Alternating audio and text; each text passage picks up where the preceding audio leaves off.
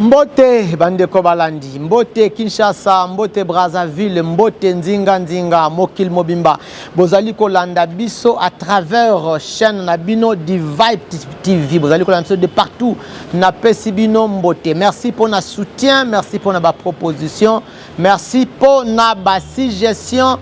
Nabino Joseph Malebo azali sima ya ba caméra présentation ezali yangai. Soki oyebi kombo nangate otali veste nanga, otali chapeau, otali cravate okoloba azali vrai congolais nzoka pe kombo nanga ezali vrai congolais. Une fois de plus boyei malamu na émission na bino ya dénonciation to lingi to betela bino rapidement moi masolo muke o ezali koleka na mboka na biso la République démocratique du Congo. Toko solo la concernant Maye, Mazali Koleka, Namboka, comme je l'ai dit tantôt, Tokotala makambu ya sécurité, ya batu, ne ba Congolais na kati ya Kinshasa, Tokotala la paix, condition de vie na bango.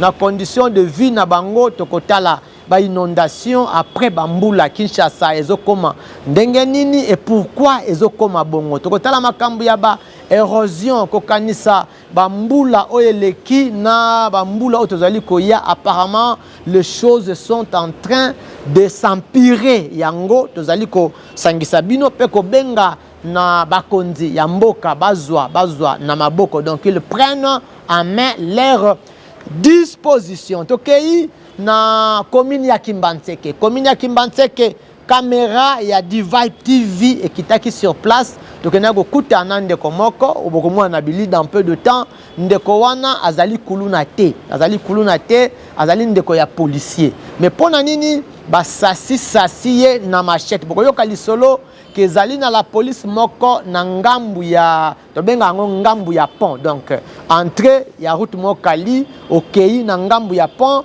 côté ya Wenze ya songi plus précisément Wenze songi eza na souciat moko ezalaka wana ezalaka dirigé na commandant babengi lieutenant Tambwe oyo tolobelaka ye mingi to gangaka to matsaka mungongo ya bayimboka batala makambu na ye. Apparemment les autorités ne prennent pas jusque là en compte makambu lieutenant Tambwe oyo, mais ezalaki nini ba élément na ye ba betaki masasi etuzaki mwana moko ya mobile na nzoto bazuye bakena na hôpital.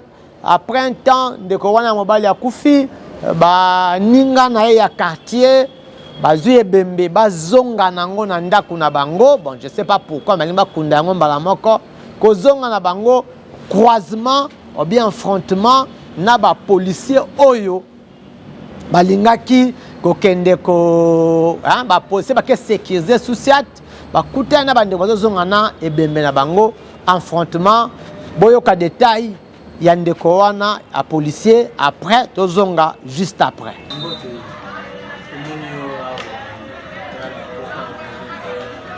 D'abord bon, naza policier na sala kawa na société ya Pomo Kali précisément na terra matalatala. Bon, naza victime d'agression et salemaki lobby de na police ya lieutenant Tambwe na songi. Bon, ezana ba dégâts mo lekaki kuna ba les avant midi ba policier ya lieutenant Tambwe na population. Biso to yebaki te ba policier il paraît ba kenaki soki mission ba betaki moto masasi. Bon, biso to komi 15h to yabi coup d'appel ya lieutenant Tambwe pour sécuriser nga naza na insécurité.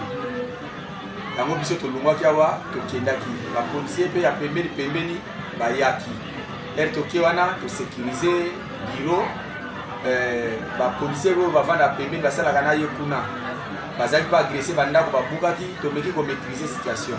To vandi na bureau ba 18h ba bengi biso mutu oyo ba policier ba betaki masasi akufi. Mais bazozonga na ye ndako. Il faut bo assurer sécurité ceux qui te mabe koza. Yango to panzanaki na ba groupe pona ko meka ko assurer sécurité. Côté to kendaki to ke kuta na neli bato wana o bazaki na ebembe. Osali affrontement na bango dans quel sens bango bazio le kola mulile ezala ki to mona ki bango te ba kumbi bébé na mapeka ba moni biso j'étais en tenue civile mais le kola ba yebinga que naza policier ba repérer ah oh pe policier ba ninga mususu ba meka ki ko échapper ninga ba récupérer kinga yango ba kati nga ba machete boye j'étais sauvé par un petit gars dans groupe na bango oyo ayebinga era ya lobité oyo grand frère bo sala boyete asala ka côté panta boyete asala ka na matalatala bo tika bo sala boye mais ezaki retard si déjà bazaki ba poser ba acte nde ba yaki kotika nga bango moko mwana wana to bonga meninga na dispenser les plus proches nda partir wana bazaki moto na commune hôpital bisika o bango mke watala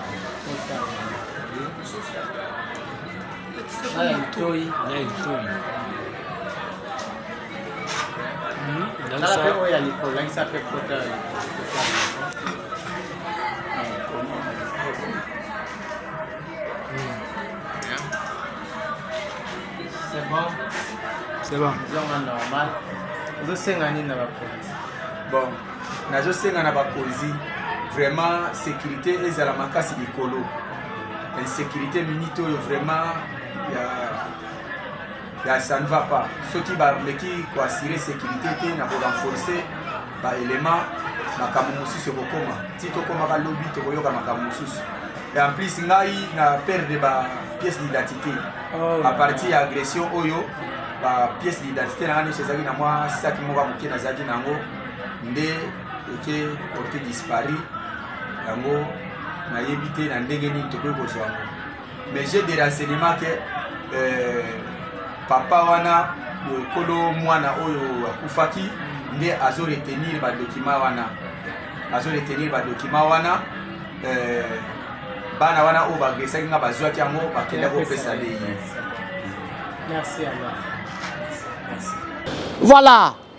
Tolongwe kaka te na commune ya Kimbantseke tozaka na commune ya Kimbantseke to silisi makambu ya policier lokola boyoki interview ya ndeko wana to pusani liboso côté ya arrêt pharmacie lokola zo katisa na ngambu ya Kibunda collège érosion moko ya munene esalami wana kazo bozali komona wana ezali na arrêt pharmacie avant Kibunda collège bandeko ya ngambu wana babengi biso babivwe congolais caméra ya Diva TV boya mbanko kita botala érosion oyo bobela mbela na bakonzi ya mboka bamemela biso solution ozomona érosion bozali komona wana mapango ekei bandako ekei ça fait très mal au cœur bakonzi ya mboka bakonzi ya Kimbantseke bakonzi ya Tchangu bokanisa bandeko ya Kimbantseke na quartier oyo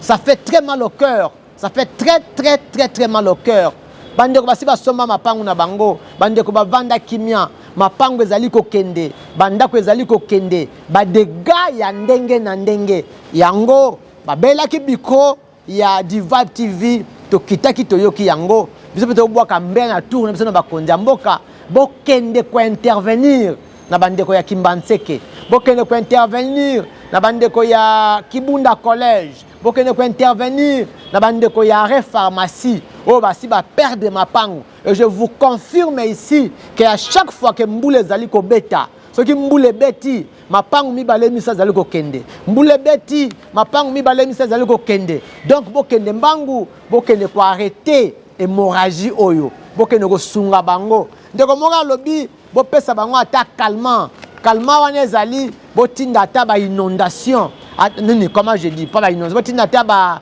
comment les ordures botinda ata mituka ya bordure ekende ko kundela bango libulu ezala okola mwa ouf de soulagement pour la bandeko ya quartier oyo gouverner c'est prévoir diriger c'est prévoir bakonzi ya mboka batu ya ministère comment on appelle gouvernement provincial gouvernement national le député provinciaux il y a Tchangu Mobimba député comment député provinciaux il y a Kimbantseke député nationaux il y a Tchangu Bota Likambu il y a bandeko ya Kimbantseke. À part cette histoire ils ont encore un problème dans arrêt de Kolo. Quand vous entrez route Mokali, apparemment les gens de ces quartiers se sentent na bâtiment baza abandonné. Or, ce sont des Congolais, ils ont droit à la vie comme tout autre Congolais. J'ai l'habitude de vous dire, on avait mission dans le Bakayango, Congolais à Kimbanseke na Congolais à Gombe,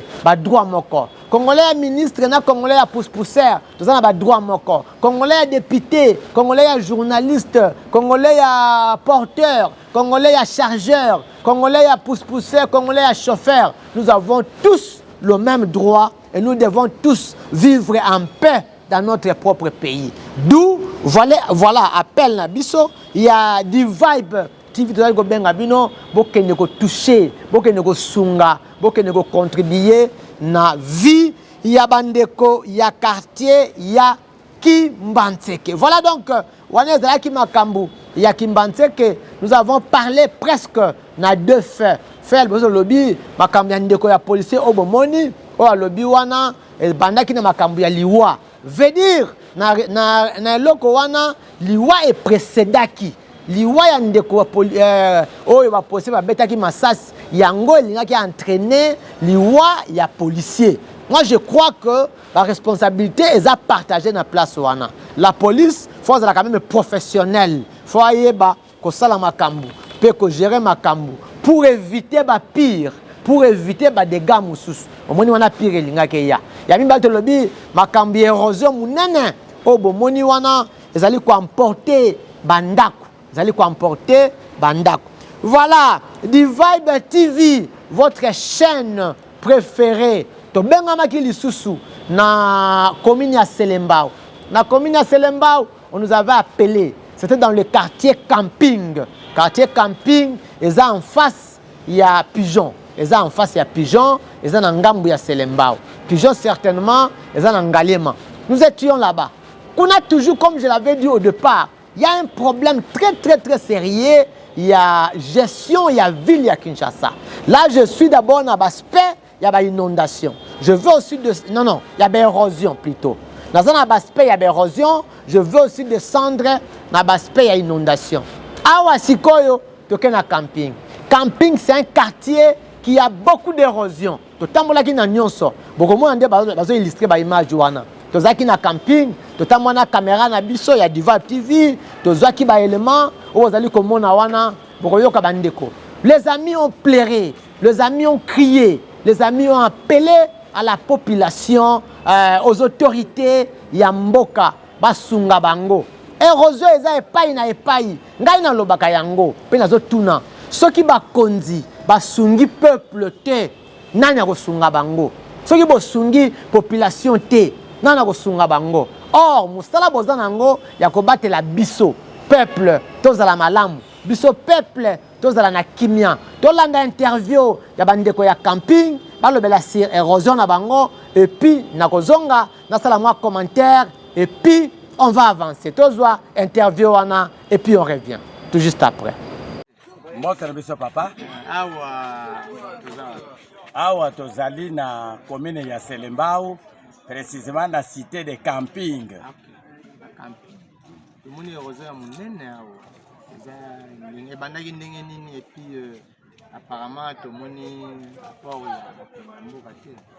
Vraiment papa érosion oye bandaki na se ya mai parce que cité na biso eza canalisé te. Donc mbula soki beti ezo senga mai ko kende wapi. Si c'est au monde que mai côté ko kende zate azo créer des érosion. Ezalaki muke to bundi tozo bunda biso moko yo moko à présent ozomona bato baza na se tozolela appui na gouvernement appui na bakondi mais tozomona ata mutu moko te bon toyebi te peut-être biso tozali na mboka toza na kati ya ville te au soit tozali abandonné ou oublié mais tozolela vraiment bakondi ya mboka surtout gouverneur de la ville atala bakwenyonso. Parce que tozotala boye na commune ya Selembao ba commune mususu misale ezoko salama mais commune ya Selembao eza lokola oublié eza commune parmi ya 24 communes ou bien non. Est-ce que va konzi ya commune d'abord pour le makamba konda konza municipalité na bino bourgmestre ba député na provinciaux tout ça ba yeli makambo ba konzi na biso municipaux en tout cas depuis to bandiao d'abord ata kutu na classe soki tozokotangisa chef de quartier na biso toyebi ye kutu ata kombo te. Bon, burugumesi pe banda baka oyo ekomi nanu tomoni ye te. Ni kombo na ye te nanu toyebi te. Na yebi te bamosusu soki bayebi ye parce oyo eza mabele na ye. Ntango problème ezali il faut asala tout akoma sur le terrain soit atindi bato na ye baye bavivre e bakei bapesi rapport aye komona yango me nanu tomona ye te. Voilà, bref, tozosenga nini na bakonzi. Bref, tozosenga na bakonzi baya vraiment continue bise ata ba inondis o tozomona ezopola na selembao baya babwakele biso e bloqué ata metu ezala lokola première soin. Si gouvernement ndenge atiaki na baplan na ye akoya kotia biso makadam aye mais en attendant première soin baya kobwakele biso ba inondis. Merci beaucoup. Papa, obakisi nini obakisa nini? Asobakisi boye. Libulu oyo érosion oyo ebandaki muke depuis 2019. OK. Ngamo na za sinistré, le pango na ngai ya 40 mètres sur 30. OK. Ekenda. Yango kuna le pango na ekenda déjà. Le pango na ngai ekenda na koma locataire na bota bana na za bana 9. Na tika ozolouer ka na quartier. Na zo louer na quartier na sima mais pe place na louer le pango ngo yango ekomi sur érosion. Le pango ngo yango sur ekomi érosion. Donc l'entente sinistré. Mais banda 2019 to banda ba manœuvre mikanda yali. Tina hôtel de ville. Tout est en ngaya. Hôtel de ville makamba ayebi ba depuis 2019 na ba raskin to senga ba nini donc nyos tout est en l'histoire. Suite des alakanine. Suite à la qui période des alaki assemblée provinciale ya ba Godin Poi. OK. Bayaka awa pour la toute première fois tout mon aba autorité municipale ville baya na camping na kati ya camping baya awa tamba lungwaki na nini na nzela ya 24 était wana bauti na mboko na mbudi te na ngaliema na nzela basali sikoyo malweka na sangamamba ndenge sangamamba ezalaka na bamabulu ntango balongwaka na sangamamba bayaka awa bayaka bango nyonso basanganaka na quelques députés nationaux. Donc Willy Pelinga bazalaka na 4 bazalaka na 7 députés nationaux. Donc bayaka au nombre ya 11 députés. Balaka biso bobabi ke no bakosala nzela oyo nzela moko na nzela ya sangamamba. OK. Mais ya sangamamba sala. Oh, wana ndena ntango bakosali visite ndena batie libanga ya sangamamba te.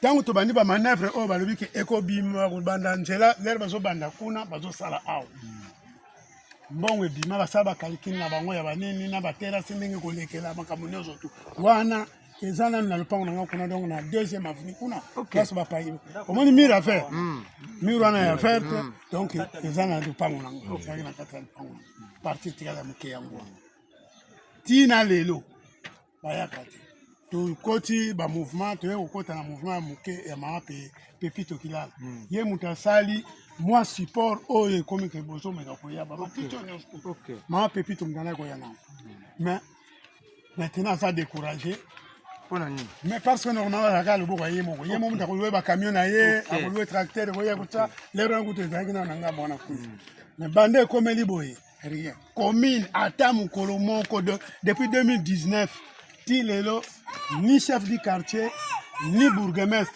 ayakati malgré mikanda tozokene na chef de localité akufa likolo ya likolo ya érosion azo choc na ba mouvement tona ko sala tia eko ba de belé ba kufi même ba o ba ko ba mapango awa ba kufi ebele ngaso na zo résister nzambe kaka. Donc sinon normalement tozana passe oyo bayebi kaya libulu te na camping bayeba kaka libulu moko ya côté ya nini ya Saint-Pierre oyo kuna yango ka so oyo kuna ebandeli parce que wana période wana André Kimbuta lokola bokilone baza kuna ye mtana kotinda mamatiti alors sous couvert André Kimbuta libulu ka bayeba ka yango wana oyo bayeba kango te na oyo ya nini otosa babwaka ti lelo na nini oyo babwaka matiti kuna ti lelo babwaka matiti kuna ti lelo babwaka matiti kuna bango donc matiti c'est sali plus de 10 ans bana babana boaka ba matiti na bango plus de 10 ans et puis érosion wana ata ba ko sala ngo 100 ans na mamatiti ekotika ko simba te il faut ba chinois ba chinois ou bien ba japonais ba ko sala ngo soko ozala autoroute soko ndengeni sinon c'est impossible oh ya biso et ça ya tout droit et ça facile pona ko sala ba ko sala musamo dans un mois ba ko 600 ba ngo pe et puis fandi mais tout ça vraiment donc l'état abandonné. L'État est bichoté. Et puis parti, on a parti à Congo central. Tu as peut-être dans le compte Congo central. Congo central pesa na Congo. Mais malgré ça, Congo central za. Tu vois le rôle des Congo central, le rôle de Congo central a évité que azakar mabele na kata kisasa. Moi ni ba kusasa. Bazo sala o eza kuna na ngambu kuna na ngafani. O salami ya ebandi ya 2024. Oh kuto c'est mixilier ta c'est mixilier kuna.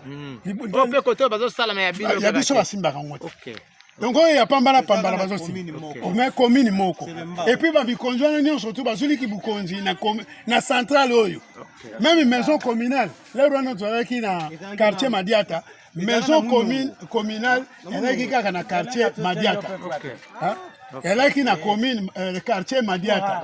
Quand il y a une multiplication, il y a ventilé tous les jours, il mi conjo ya commune, tous les jours bakisi et comme comme quartier, il y a un et le quartier Madiata.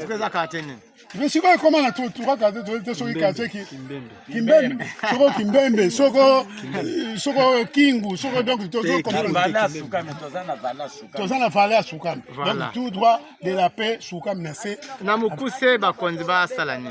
Bakonzi ba mona biso baya ko parce que ba vona bango nyonso. Oye bima eza la vice gouverneur azanali.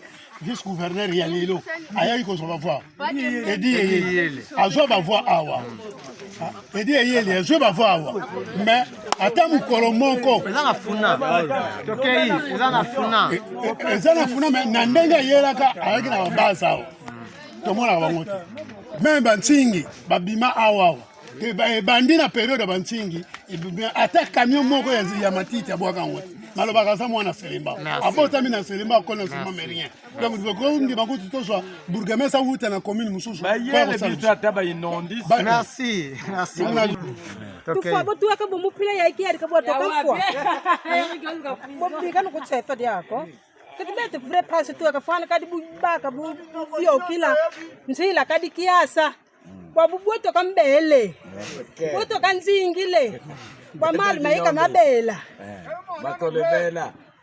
Katumona kiadi mudambi katufuturila nzile tu iba yakaibia. Bandeko balandia D-Vibe TV, bandeko ba congolais, il y a poto, ba congolais, il y a partout hein, partout en Afrique du Sud, voilà en Belgique, voilà en Allemagne, voilà en France, vous nous suivez partout dans le monde à travers D-Vibe TV, votre chaîne préférée. Vous s'abonnez, vous s'abonnez à Capé. D'ailleurs, je profite de vous dire, vous s'abonnez massivement comme vous avez l'habitude de le faire dans votre chaîne D-Vibe TV. Voilà donc, bon yoki interview, ya bandeko ya camping. Bon moni, ba érosion, oh bon moni wana. Dans le bino ba konjamboka, bo sala effort, bo sunga population. Il y a un problème, il y a une inondation. Ces derniers temps, on constate na Kinshasa, soko boaki soyi, mayetondi. Au boaki soyi, quand la place aux Ali, inondation na palais du peuple. Au boaki soyi, bakanivo et kangami. Au boaki soyi, apparemment il y a un problème. Moi je crois que le problème, il y a la canalisation, il y a maille, ils ont posé problème. Na biloko nyonso tolobaka, bakondinde bazaka na problème. Et mutu azo tonga immeuble na ye. Bola kisaye ndenge ya ko canaliser mai na ye. Et bo pesaka ba autorisation de bâtir. Bo sunga batu, batonga bisika ya malamu. Certainement, il y a des endroits où on ne peut pas construire. Mais ce que nous constatons, on nous a dit, par exemple, na Bandal, vous allez voir bisika mo caniveau ezalaka. Mai bandako le kawana. Mutu moko aye, individu, to ben individu. Aye à construire à kangi caniveau. Conséquence, mai balukela ba bongisela kango nzela.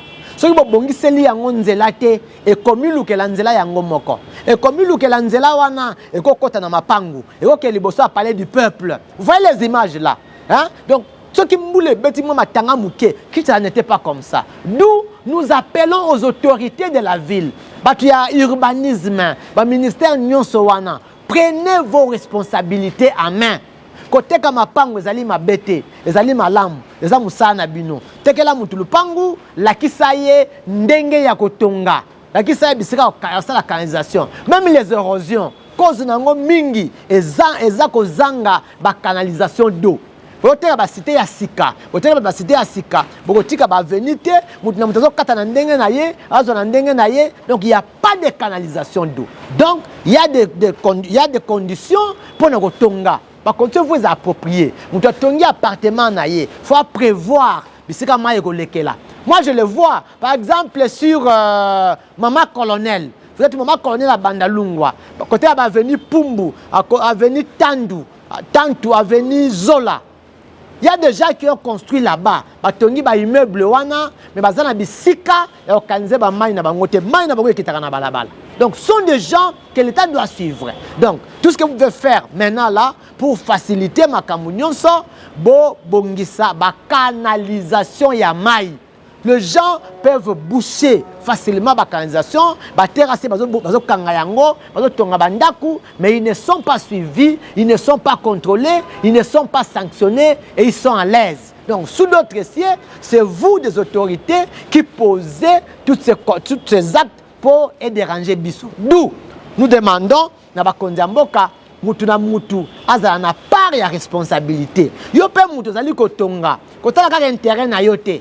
Na tonga, ponga na sala na gouvernement, ponga na zali soki nani, ata na tongi papa. Ozala gouvernement oyo mande ko sila. Mande sila ate zaka ya nzambe. Ya lete sila kaka. Ata bongote, yo moko na ndenge na yo. C'est la conscience na yo. Tu peux pas construire quelque chose pour indisposer les autres. Voilà donc. Mais aussi, il y a des quartiers que la population ne peut pas habiter. Il y a des quartiers, tout le monde a le col en qu'on appelle les quartiers Ndanou.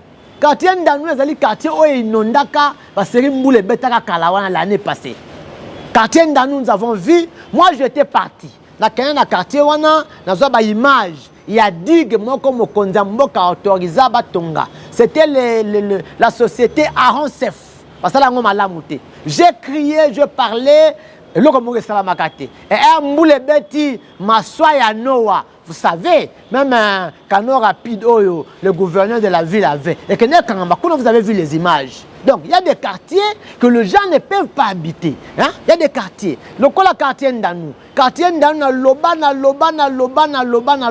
ça pose problème. Bakondiamboka, bozwaka en compte maloba na biso, bosungamboka. Gouverner, c'est prévoir. La ville de Kinshasa, pour nous gérer ango, ils n'ont pas cité, mais ils peuvent passer. Si vous avez des gens qui respecté, construction est respectée, ma camion est respecté, je crois qu'il n'y aura pas trop de problèmes. Ma camion est malam. Seulement, essayer de mettre un peu de l'ordre. Dans la zone de malamu, ou à zotonga, atonga na ba norme, atonga malamu, babongise la maille, nzela na yango, so tikeli maille nzela nango, et que le bosso a parlé du peuple, et que les salanines. Ce qui est nango et à côté mais ce qui est il va chercher comment partir, comment avancer.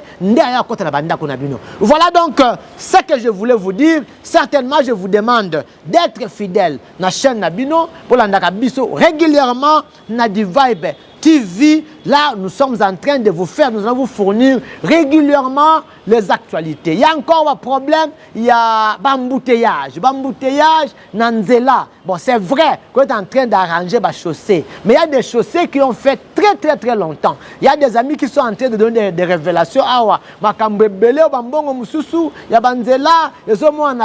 On viendra prochainement peut-être vous faire tous ces détails-là dès que nous aurons coordonnées. Nous, c'est pas Nabiso, mais c'est vrai, bambouteillage. Ils ont volé belé. Volé moussous, ils ont des chauffeurs.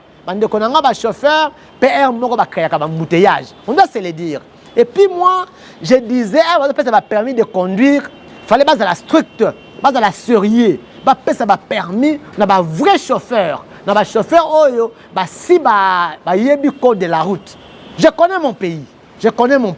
C'est ce que j'ai dit. Donc, ça m'a permis de conduire. On a un chauffeur, il y a Malunga. On a un chauffeur, il y a Solo. Ça pourrait peut-être diminuer les embouteillages. Embouteillage, moussous, les akanaba noko.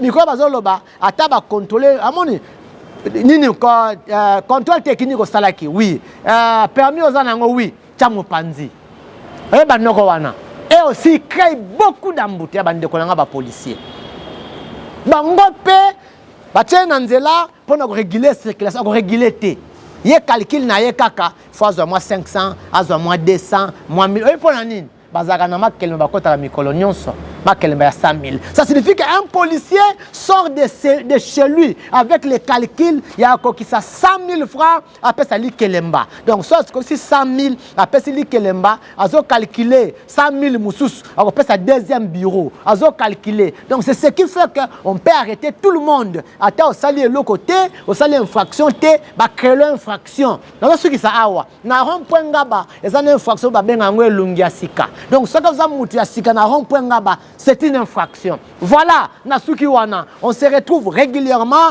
na di Vibe TV. Ma solo ya bien zali. Ma solo ba Congolais s'abonner massivement. Moi, je vous retrouve très prochainement. Merci.